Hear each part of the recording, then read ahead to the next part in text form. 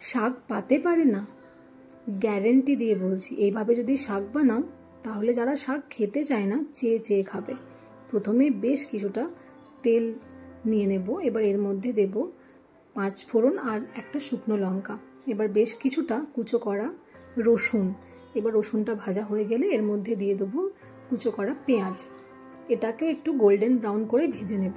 তারপর এর মধ্যে ছোট ছোট করে কেটে রাখা আলু দিয়ে দেব, তারপর দেব বেগুন।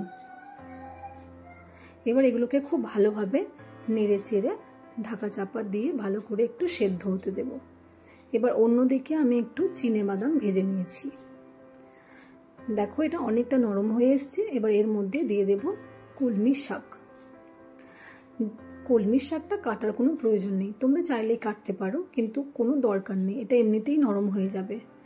এই দেখো এটা অনেকটা নরম হয়ে এসছে। এবার এর মধ্যে দিয়ে দেব স্বাদ মতো লবণ আর হলুদ। এবার এটাকে খুব ভালোভাবে ঢাকা চাপা দিয়ে আমি রান্না হতে দেব। এই দেখো এটা প্রায় রান্না হয়ে এসছে। এবার এর মধ্যে দিয়ে দেব কিছুটা চিনি আর ওই 1 চামচ মতো নারকেল কোড়া, আর দিয়ে দেবো ভেজে রাখা বাদাম। এটা খুব ভালো করে নেড়ে চেড়ে নিলেই রেডি হয়ে যাবে খুব সুন্দর খেতে কলমি শাক।